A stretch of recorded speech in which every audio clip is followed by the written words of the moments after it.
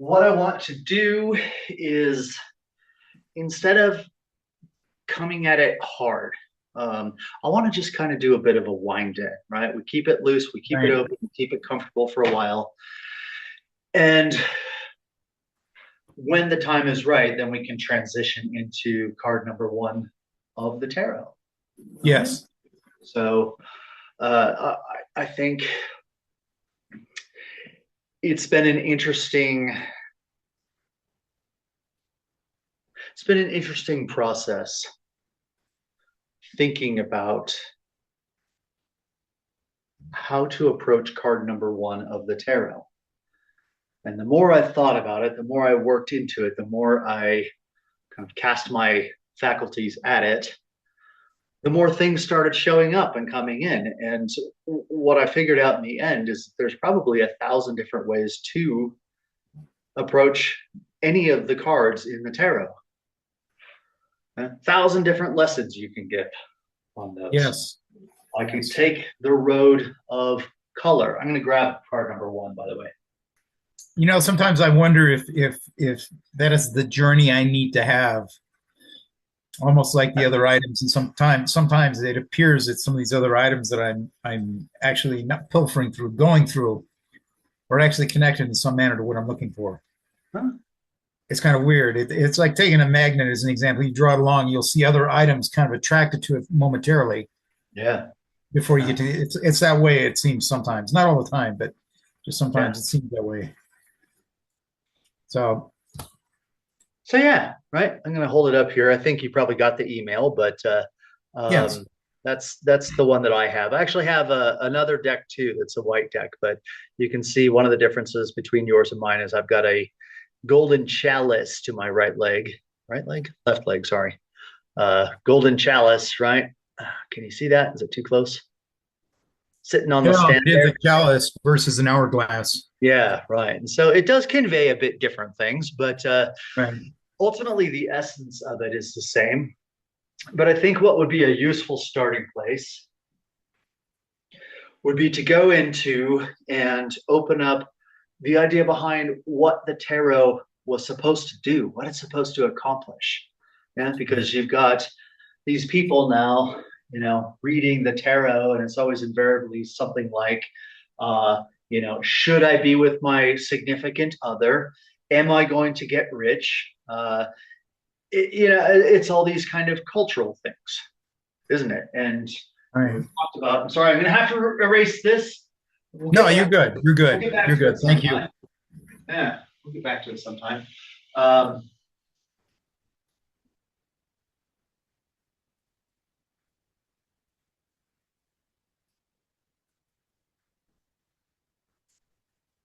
I'm going to ambulate for a minute while that dries because otherwise it doesn't show up with the chalk. You bet. But you've got this concept of core, CORE, right, which is an acronym for cultural, occult, religious, and esoteric. And it's Ah, stages. Yeah, it's stages of manifestation for something. Now, if you take the cultural approach to the tarot, it's perfectly reasonable to ask questions like, how well matched am I with my significant other? Uh, am I going to get that promotion? Right? All of these types of cultural sorts of things. We've talked about this before in the context of A, B, and C influences within things. Yeah. And right. generally speaking, it it always starts off very binary, doesn't it? A person says, am I matched with my significant other? How well suited are we together? Are we going to last? That sort of thing. Or am I going to meet one?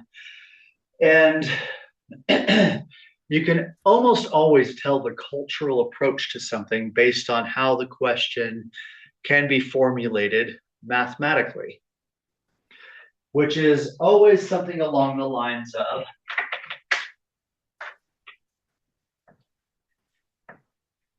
A to B. Now, in A to B, you've got a couple of scenarios. You've got A equals B, right? In other words, it's a yes or no question. I'm sorry, I'm standing right in front of it. Yeah, Are you it's easy good? You're enough good. so far, though, so don't worry about it. Are we matched? Yes or no? Right? That's the sort of thing. Or the other outcome is A equals not B. And I don't say A does not equal B. I'm putting a not sign above B. In other words, it's the Right. inverse of B. In the context of cultural questions, such as am I matched or will I get a raise or those types of things, it invariably has a binary aspect to it. Yes or no, turn Yeah. right or left, do or don't. Yeah, these types of things. And so it's one easy way that you can begin to spot whether something is coming from a cultural aspect or is coming from a higher place in the person or the astral light of the planet or from a standpoint of a cosmic influence, for example. With me so far? Yeah. Yes. Yes. Binary. Yes. Yes, no, right? Um, cultural. Let me do this. I don't want to get this card all chalky, so I'm actually going to set it down for that. We'll come back to it. Uh, keep having to wait Need a for this. fan. Okay. We've got some time, so there's no huge rush to it. Right. Right. Cultural, C-O-R-E, cultural. Yeah. The next one is occult. Now, I think it's probably good if we open up a bit about what the difference between occult, esoteric, and religious is. Yes. What are the differences? Because in the culture, it generally comes down to either opinion or equality. People have all these opinions on what's occult, what's esoteric, all these types of things. Or they take the other path to it and they say, oh, they're all the same thing. It's just different words for the same thing. Yeah. This is why you can get people that have this daft expression that, oh, I'm spiritual, not religious, when they actually mean what they mean is that for them, religious and spiritual are actually the same thing. Whereas from a universal standpoint, very different. So, what do you suppose is occult in something? How would you define occult? I'm going to put cultural, I'm going to put core here. I was going to say on the occult, it is basically that which is not. It's basically hidden. It's not in your face. It's there, but it's hidden, disguised, or it's like you have to earn the right to see it, to be in Right? its presence, if you will. It is not um, like the way I perceive the cultural is it's there in your face, Yeah. and the occult is that which is hidden. It's like the opposite, polar opposite of cultural, if you will. I mean, in that way or in that manner, hidden. Before we started recording, Yeah. you were talking about magnets, weren't you? You were talking about this concept of there being this invisible field, yeah, that can pick things up or repel things or whatever the case might be. Field is a very good, I think it's a good way into understanding the idea between cultural, occult, religious, and esoteric. And it wasn't Faraday. The name will come to me, but it was, Isaac Newton, for example, really struggled with this idea of a field because what it implies is, if you have a magnet here and a magnet here, and You put your hand between the two, you don't feel anything. You don't feel the magnetic field. But if you flip this one, the other one's going to flip to try to accommodate, yeah, that field. You're not getting work out of it except for the work you put into it, right? It's not like free energy where you flip this one and the other one turns. You can't say, I've just created free energy because it came from you. Yeah. Or if you Exactly. clack them together, you can say, I just got movement out of nothing. I've created free energy. Well, it's not the case because at some point in time it was separated to begin with. It's just a trade. Yes. Are you talking about uh, kinetic energy versus energy and motion sort of thing? Yeah. Right. But it really got to them, this idea of a field. How can you have something that can cause an influence without there being any detectable something in the middle of it? Right. Now, that's what I would call a cult. A cult is like a field. A cult is the influence going into somebody, something, I should say, anything or anyone, Yeah. that you don't see the transition from point A to point B. It's occluded. That's what the term occult means. It means it's hidden from vision. You can't sense it in between. You can't see it in between. You can't detect it in between. You just you just know that there is some source and some destination that are linked in a particular way. Hmm? Yes, exactly. Yeah, Exactly. yeah. Got your jotting, don't you?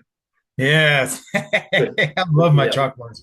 But yeah, the occluded is yeah, Yeah, that's what it is. So that's my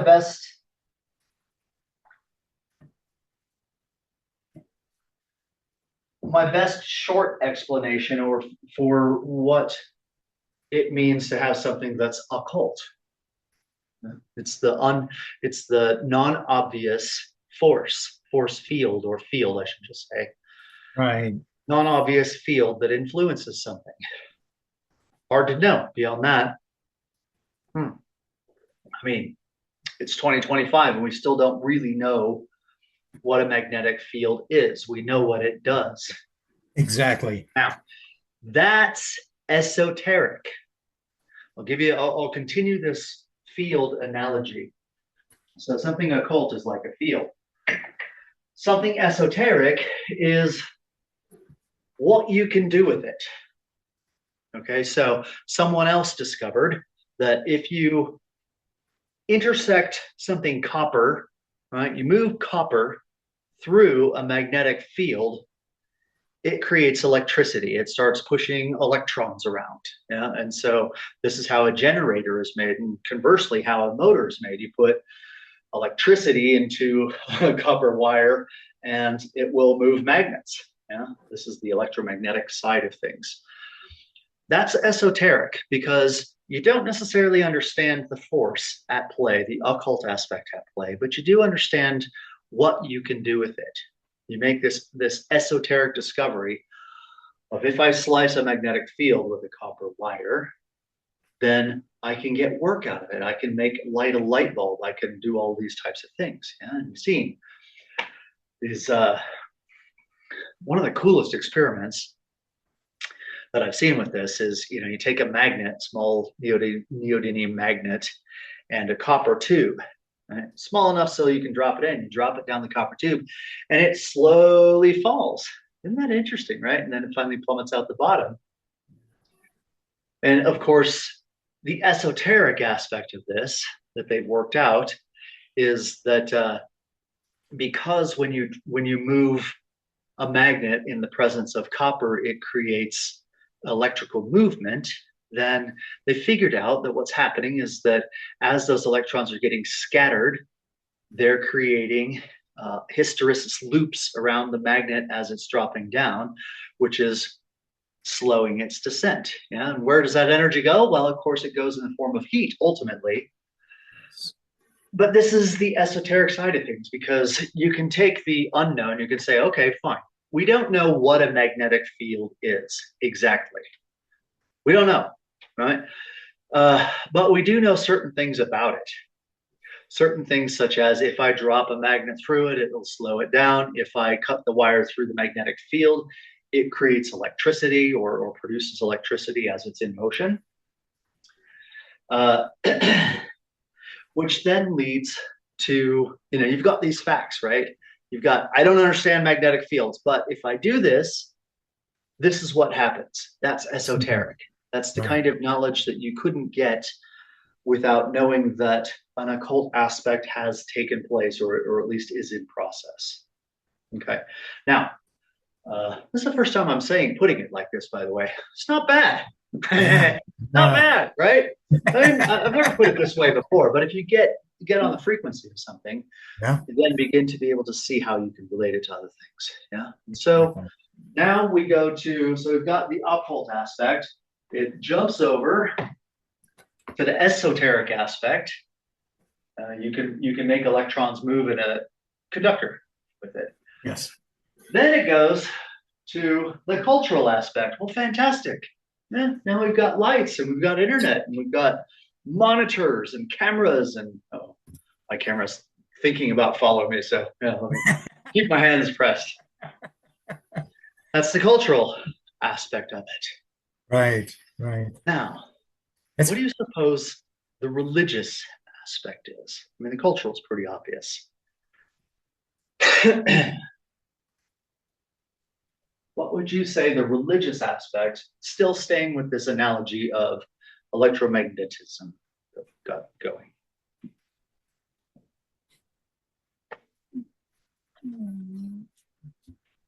I was actually trying to figure that as we were dialoguing. Could see the different steps in it. And the religious, I have no, I'm sure it's there. I just cannot put my finger on what it is. But At the at the lowest form of it, it would be the sentiment of where have I seen this before? Or you could also put a key word in there, therefore. Therefore, I witnessed this, I can do this. Therefore, and it gets into the Hermetic adage of as above, so below.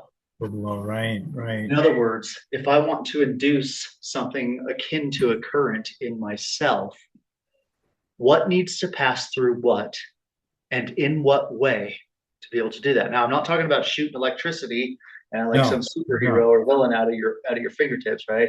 right, Yeah, we got right. Skywalker, right? That's not what I'm talking about. But what would I have to pass through? In other words, what occult influence would I need to be engaged in, or what force would need to be present in the room, for example, to then electrically charge it from a human aura energy type of standpoint? And this leads into where you get things like atmospheres, not Yes, attendances, not presences, but atmospheres. right, right. Right. And so if you go, okay, I need to generate a gold atmosphere. And in order to do that, you could go after other types of uh, essences or influences, but I would say if I want to generate a gold atmosphere in an ecology, Egypt was the place that had the most of it. And I'm not talking about the physical gold, although they really Right. did, which didn't actually come from Egypt anyway. But regardless, you can start looking through all of these types of things, Yes. being able to connect to. Are you able to see the book? Yeah. Being able to Yes. connect to everything that's Egypt. Yeah? And you get some of these postures, right? You see Nefertiti, I think that probably is there. See her, yeah, standing in a particular posture. And so the way that you move, that's a force. That's an influence, like a magnet. Egypt is nothing without people to process it. Yeah. And so you then begin to assume these types of forms. This would be the equivalent of a copper wire passing through a magnetic field. There's an interaction. I, as a human, engage with something like Egypt that has this field. Yeah. I wouldn't call it an energy. It's a field, just like two magnets, or a magnet has a magnetic field. Yeah. It Yeah. has a gold field about it. If I then interact with it in a certain way, and this, because I've done this so many times, immediately starts to pull in a uh, gold atmosphere. Uh, and so now I've done something with it, but you can say, okay, that's great, right? I can either now, because I know this principle, copper wire or some sort of conductive medium, going through a magnetic field produces electrons, or pierce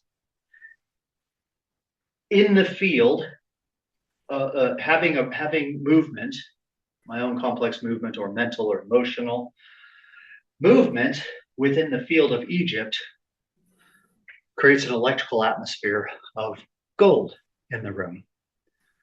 So it's demystifying all of this. You see, that would be the religious aspect of it. This, therefore, you know, therefore, Okay. I should be Okay. able to do this and figure it out. You know? Figure out how to do things like create a gold atmosphere or a silver atmosphere. This is why they say that it takes gold to get gold. Because if I don't know that Egypt is gold, as far as its field of influence has a gold nature on it, I might be going and looking at Brahmaism, for example, and fizzing things up with silver and going, well, why the fuck am I not getting gold? Right? Right. Right. You're in a Right. different field. You're in the wrong Yes. type of Yes. influence or field. Yeah. So that's the religious aspect of things. So cultural, this is how you put it to work.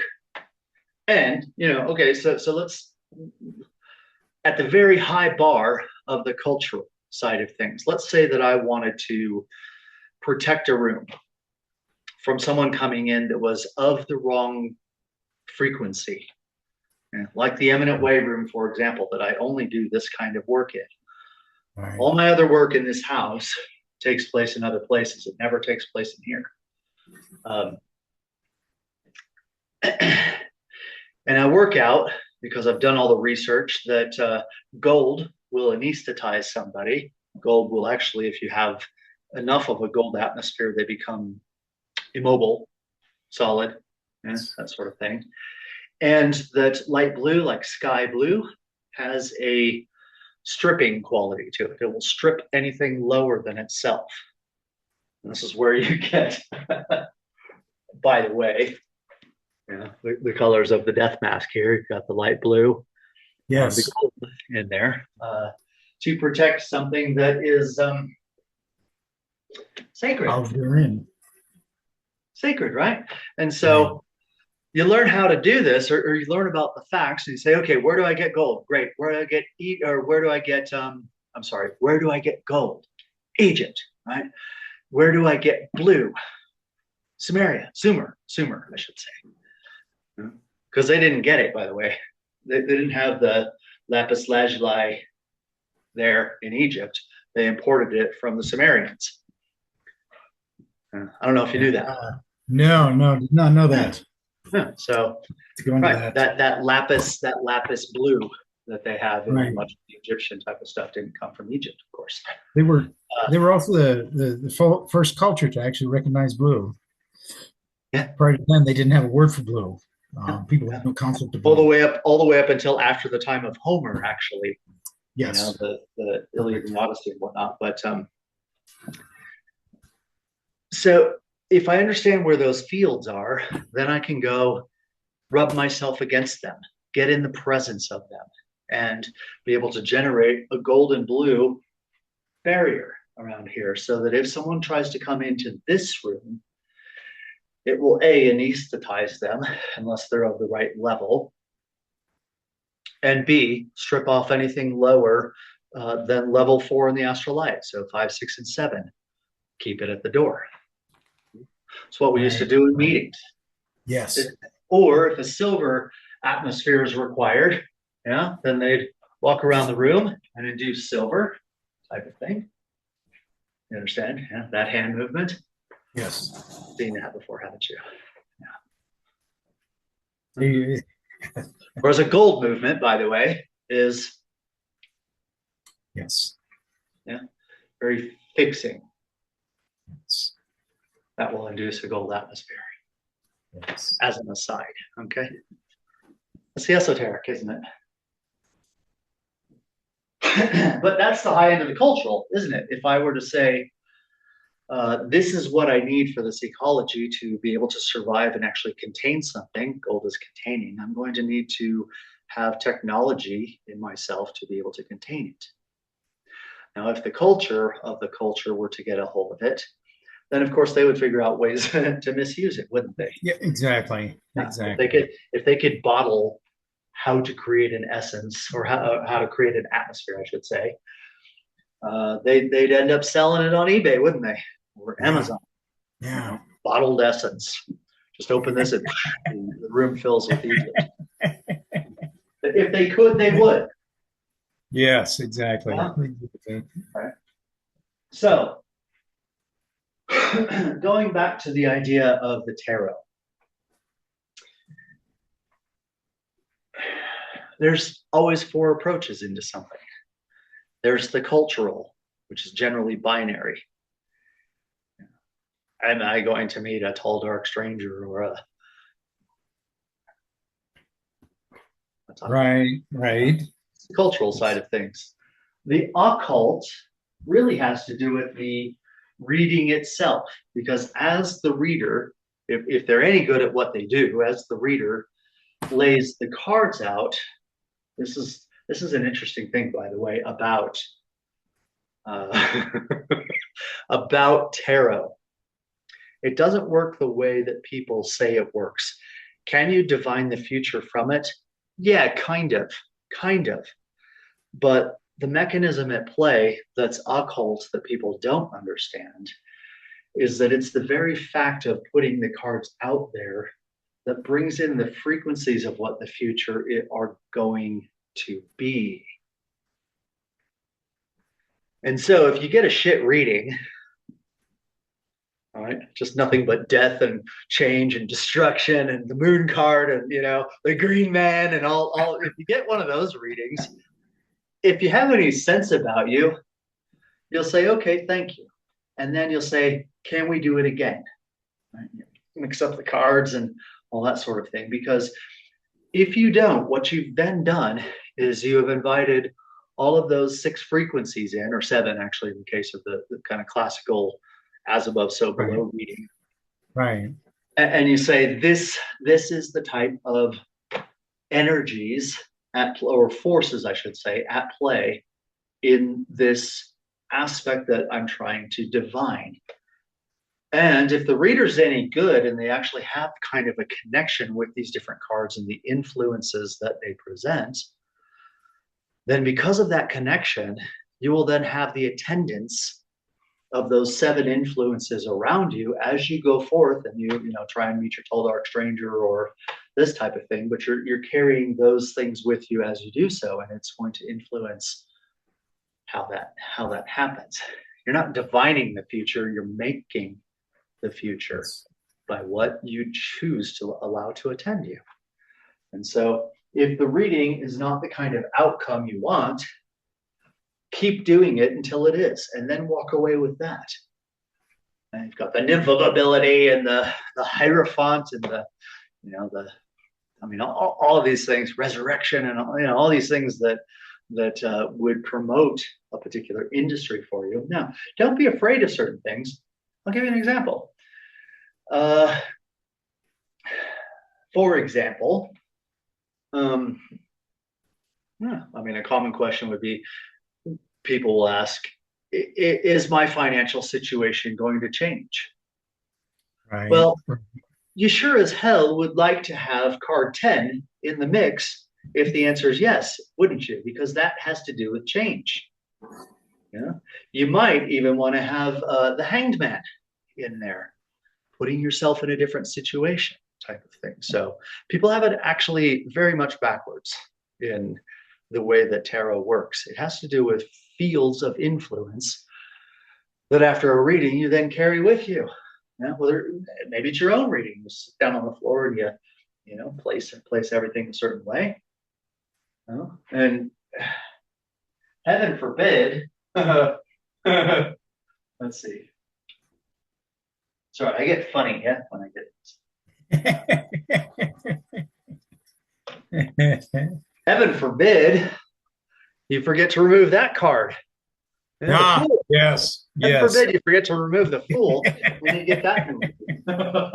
Because that's negation. It will take everything from the journey. It will take everything from it. Worse than the Reaper. Yes.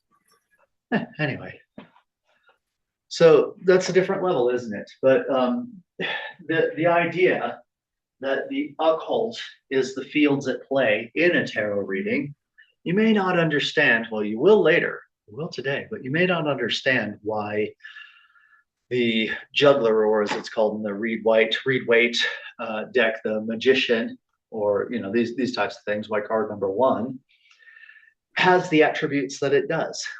You may not understand it. Well, I'll give you a great example.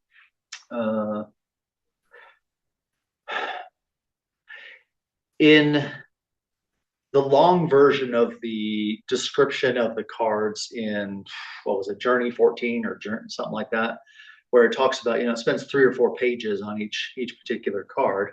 Right. Uh, it has various things in there, like its ancient name is Ir. Its very ancient name is this that. It does it for all the cards. Its more modern name, for example, with card one is I am.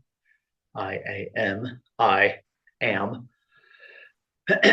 You may not understand those.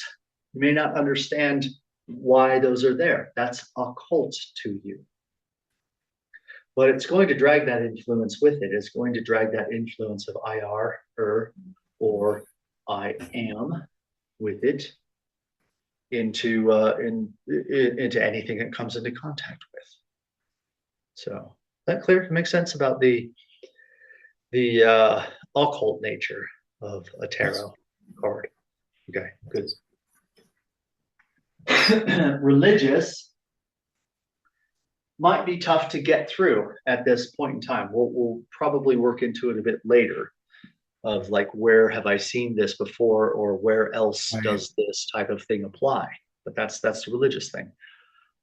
The esoteric is the knowledge that I just shared with you about the right way to do a reading, is to already go into it understanding the types of forces that you want to be there, and then keep doing readings until they show up, and then go, that's the one that you take with you. That's esoteric. And most people can't even get there. They just get to the cultural aspect.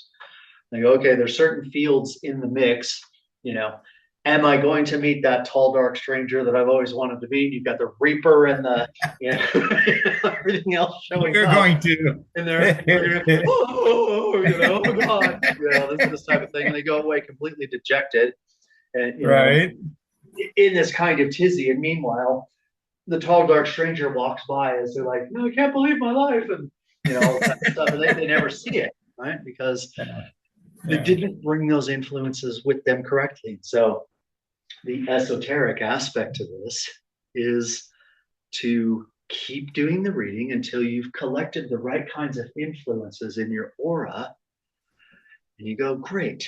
Now that's how I perceive or pursue the outcome. Now, people who have never touched the esoteric aspect of this look at it and go, they think they're predicting the future. Right. I think they're probably right from the standpoint of they have then created their future by what they carry with them into life and into the evolving units of the present. They carry those frequencies with them. Then yeah, sure, they're going to create that kind of outcome, and they'll be like, oh, most amazing tarot reading I've ever had. Everyone in my life died, just like they said. Yeah. Like, Yeah. it's a bit daft, but they don't understand the esoteric side of it. Right. All right. And then, of course, religious comes in when, I'll tell you a story. When I was young, During the time in which you knew me, when I was a young buck, I really got into the tarot and started doing readings in Boulder on the Pearl Street Mall. You know? And I'll tell you that the minute that it went from being a cultural, occult, and esoteric standpoint to a religious standpoint, I put the cards away and I cut up a bunch of blank pieces of paper, like index card kind of pieces of paper. Someone would come up, I'd have a little table sitting out there, barely can grow a beard, have like 3 or 4 patches of hair, hey, I want to read your tarot. And someone sit down, okay, let's do it. Let's, read my tarot. And I'd get out this blank deck of cards and I'd start laying them out. And then I'd talk about that one. And I'd lay out another one and start talking about that one, lay out another one, start talking about that one. And by about the second or third card, they're looking a bit befuddled because there's nothing on the cards. Flip it over, same thing, like blank. But that's a religious application of it, because then what I began to be able to do was not just detect the frequencies that were at play in the person's question, but also the additional ingredients that you might want to bring into it. And I'll tell you, I got more people saying that was the best reading that they ever had when I was using blank cards than when I was using regular ones. Yeah. Because that's coming from the religious life of oneself. I'll turn this camera back. It's coming from the religious aspect of it. Yeah. Right. So, what do you say? I'll quit pitching for a minute and just kind of give you a chance to have a bit of response with it.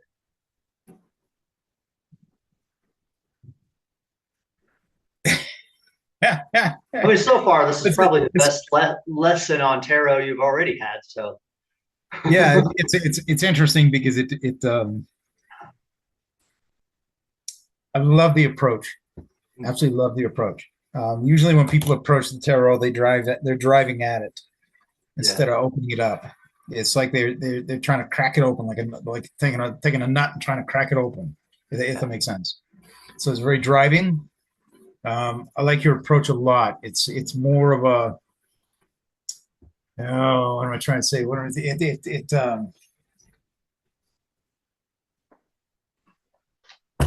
Oh my Lord, it's a totally different approach. I don't even know how to explain it. It's not. All right, that's good. Yeah, it's a good start to it.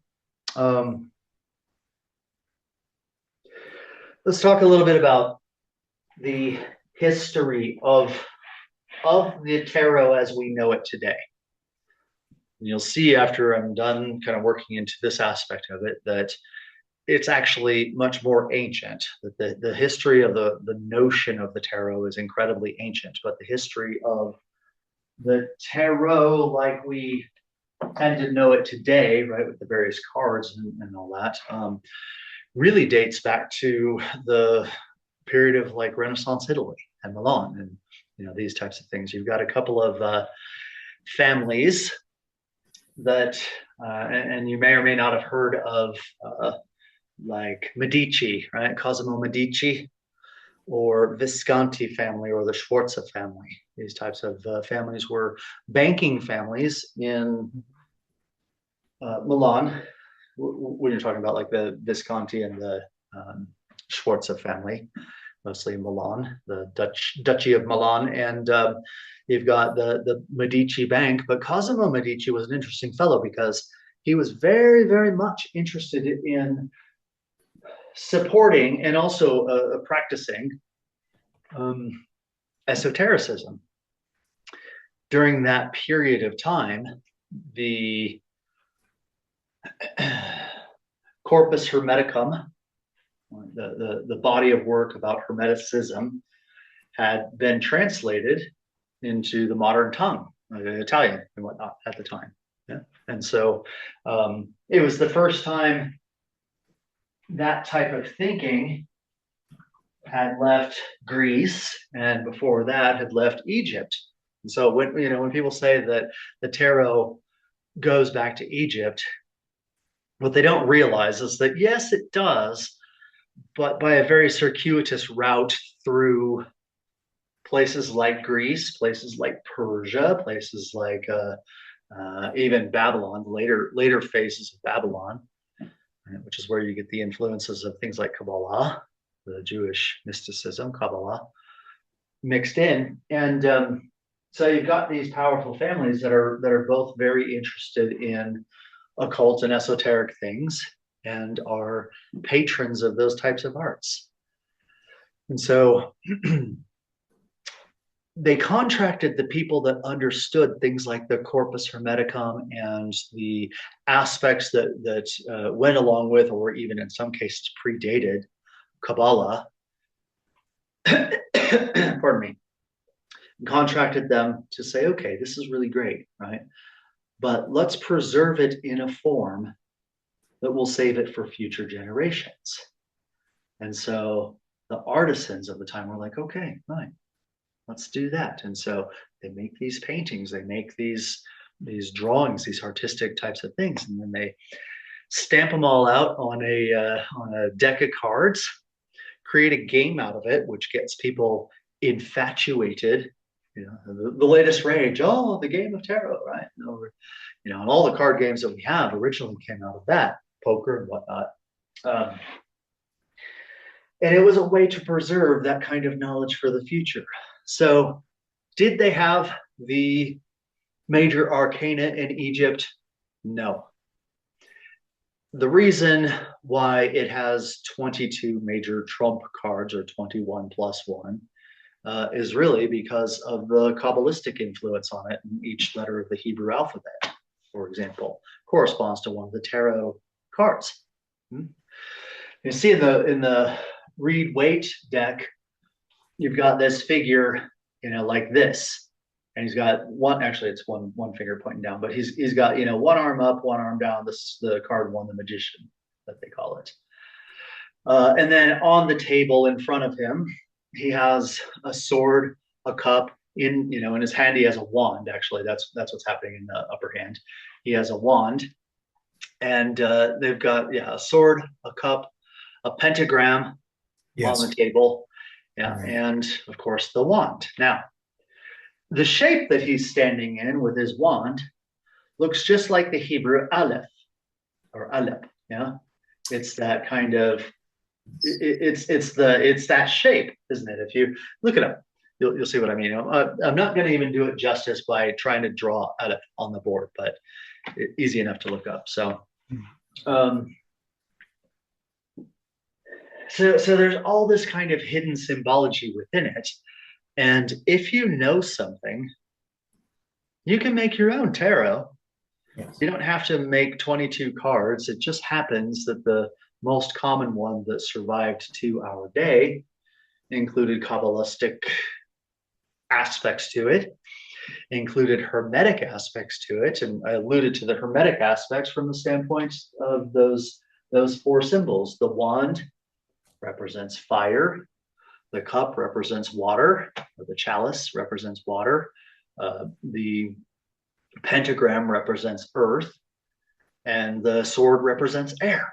Yeah, so you've got this hidden type of symbology of Kabbalistic aspects along with the four elements, and you can take that and you can run with it. You can really unlock any tarot that has an esoteric core to it as a mosaic for personal or human development, personal development. This is what it's been called before.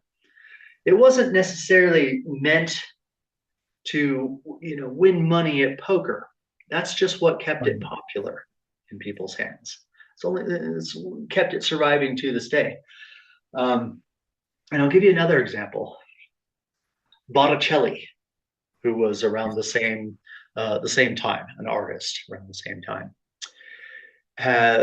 His two most famous paintings are La Primavera, which is the springtime, right? The beautiful springtime, and the Birth of Venus is his other most popular one, right? She's coming out of the shell and everything else. Well, I'll tell you something about La Primavera. It's got all these figures, in a row. You've got one kind of looking back. You've got, this blue guy blowing, puffed out cheeks blowing. You've got the lady in the middle, and she's adorned in all kinds of flora life, yeah, Yes. flowers and vines and all of this type of stuff. And then you've got the three kind of what they call the three muses over here, all doing various things kind of in a circle together. And then you've got at the very end, you've got Mercury with his winged shoes or whatever type of thing, kind of pointing off in the other direction. Now, what that is the ray of creation. Botticelli made a single tarot card known as La Primavera, and it demonstrates the entire phases of the ray of creation. You've even got Cupid up there aiming at the point of the shock. Do, re, mi, fa, sol, la, si, do, re, mi, shock, fa, sol, la, si, shock, do.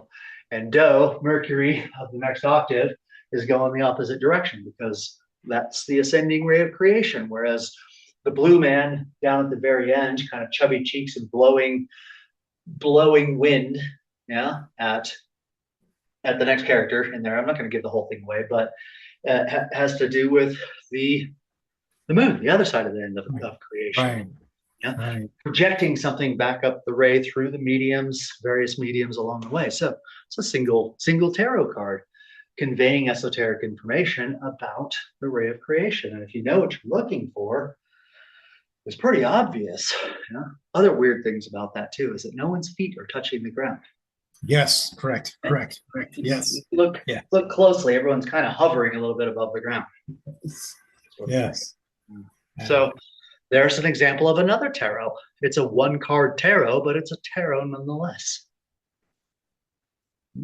And originally it wasn't called the tarot, by the way. It was the Trumps, PHS, Trumps. And that comes from the idea of the triumphs. In other words, the triumphs, the essences, the energies, the attendances at play within a particular thing. And this is where we get like the trump cards and whatnot, where we get that idea. But it was the triumphs essentially, and the prevailing forces.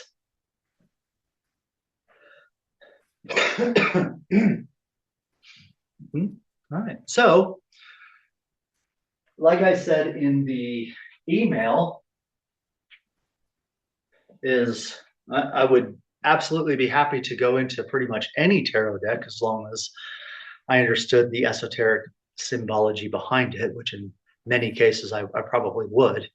But the one that I'd like to stick with in this journey has to do with the tarot of Frown, because it's, instead of it being for example, for card one, which is called the juggler, instead of it being based in the four elements like the Reed Waite tarot, right, air, earth, water, fire,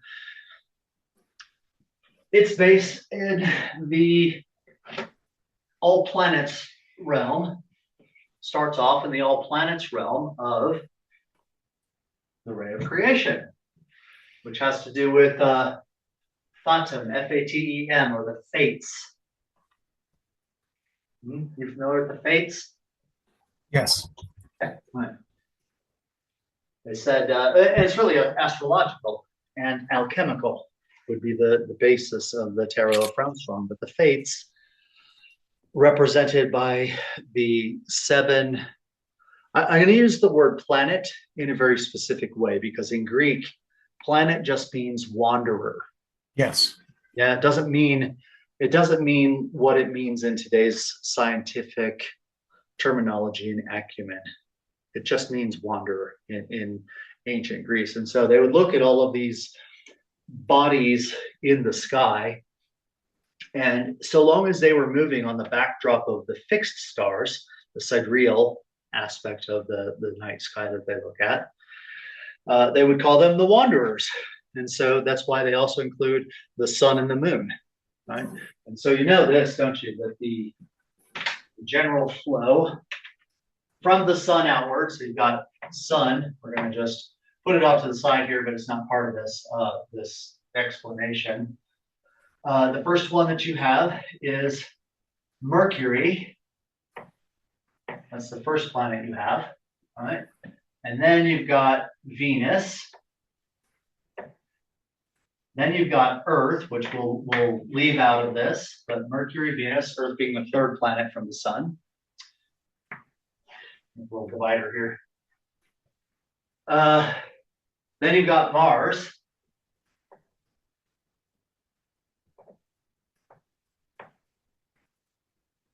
Then what? Saturn. And finally, Jupiter. Okay. And of course, we have Luna in there too, the moon. So, but we're just talking about these, not the Earth, not the sun and moon at this point, but just these five: Mercury, Venus, Mars, Saturn, and Jupiter. That's how it goes out from the sun. It's not necessarily how we perceive the distance from our perspective, but if you were taking a bird's eye view of our solar system, that's how they occur. Right. Okay, so now you're very fortunate to have a copy of the Tarot of Frown Strong. So take it out and look at your card one. You have it with you, do you? Yes. Yeah, okay, right. And you can see projecting out of his right hand, which symbol? You're starting with Venus there. Yeah, he starts with Venus. So we'll draw Venus here. Okay, and then he goes to what? Jupiter, then Saturn. So Jupiter, then Saturn, then Mars. Then we have. I'll put this here. Yes. Okay, because we come back. Then we go on to Mars and Mercury. Mars, and then Venus, actually. I'm sorry. Yes. Venus. I'm sorry. Getting distracted by the triangle here. Yeah. You've got a blue triangle above that. Yes. Okay? So 7 symbols, kind of all around in the territory. And I don't think I'm going to go into the color of the tunic and the belt and the trousers and the symbol on the table next to him and the backdrop and his gaze that he has and his particular stance that he's holding. You know, those would be 7 different or 10 different 2-hour lessons. Yes. So, but I can't just go into this particular aspect of the symbology involved. Now, one thing that you'll notice is the order is different. If we go 1, 2, 3, 4, 5, and use that as a reference, what we end up is with 1, 5, 4, 3, 2, don't we? Yeah. I think it's actually 1, 5, 4, 3, 2 compared to the order that they come from the sun. All right, and guess what the secret in that type of arrangement is? It's the idea behind the word tarot, T-A-R-O-T, which if you anagram means rota or rotate, right? That T is redundant at the end. If you spell tarot with T-A-R-O-T, what you're saying is that it cycles back.